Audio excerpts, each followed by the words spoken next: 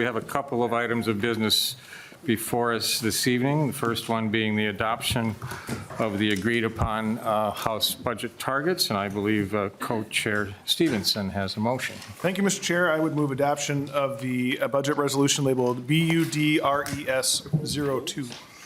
Thank you for that motion. We will at this point have nonpartisan staff walk through the budget resolution. Ms. Ahrens. Thank you, Mr. Chair and members.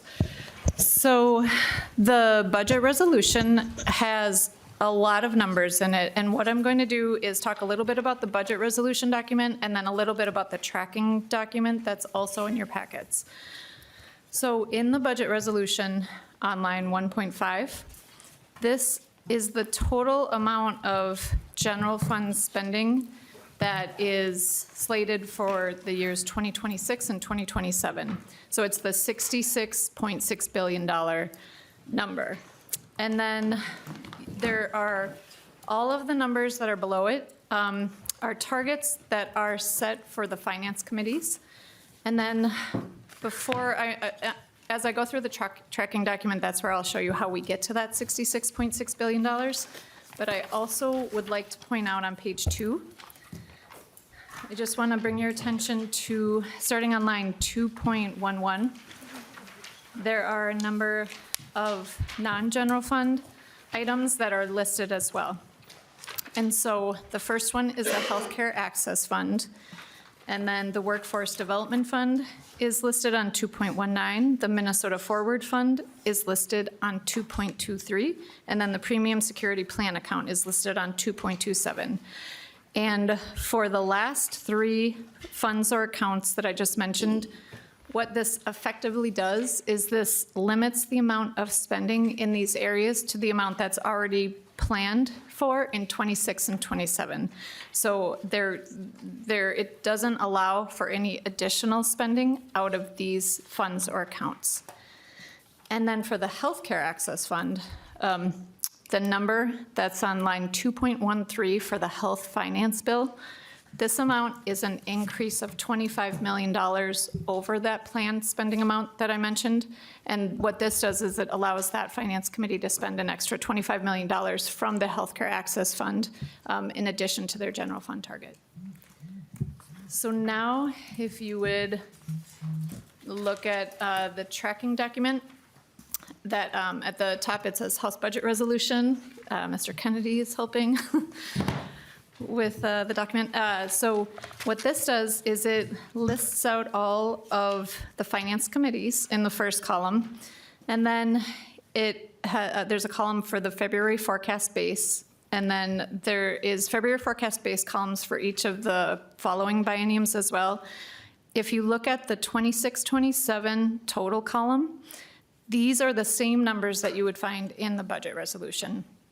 So this is the February forecast base number plus the change from base.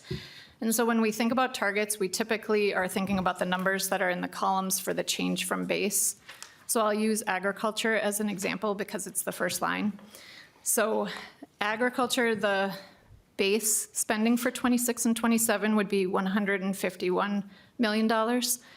And then the committee received an increase in spending as their target of $17 million. And so the combination of those two results in the new total of $168.8 million in that column. So all of the finance committee totals, they sum to a number that is less than that first number I talked about on page 1. So that $66.6 billion, you can see that on row 29 of the tracking document. It's kind of right smack dab in the middle.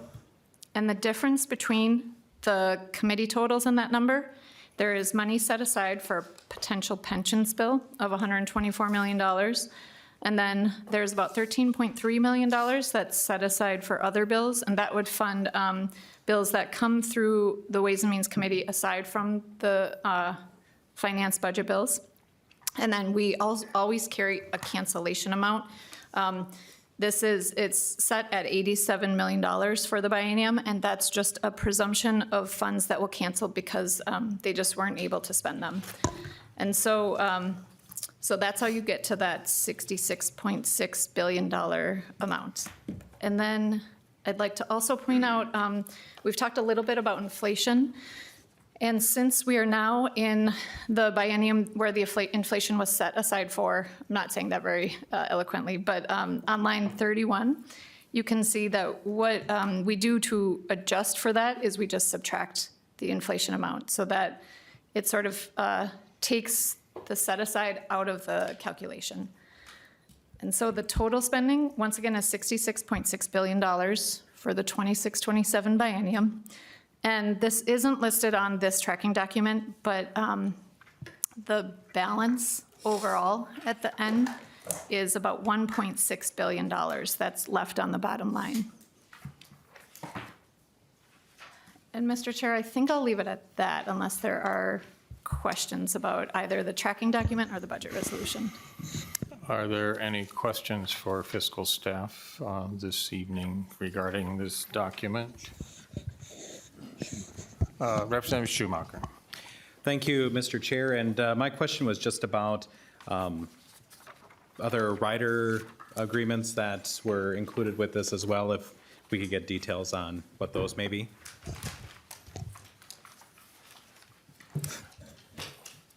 Yes, there are rider agreements that are not listed on this page. Mr. Chair, any more details on that? No. Probably so. Maybe a couple. Ride or die, Joe, ride or die. You'll find out.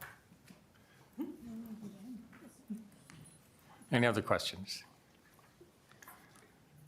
Seeing none, I would just like to take a couple of minutes to thank the people involved with this effort. It took quite a bit of time. I think we met for 12 straight days, 1, 2, 3, and sometimes 4 times a day.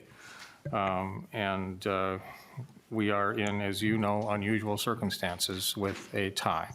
It's never been done before. We've never had co-chairs before negotiate budget targets.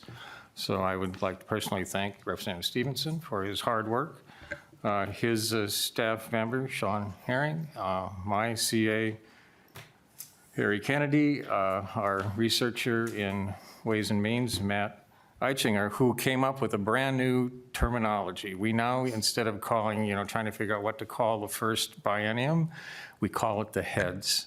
So we have heads and tails. It's really convenient. I suggest you all start adopting this terminology when you're talking about this 4-year budget situation. So we got the heads and we got the tails. Thank you, Matt, for that.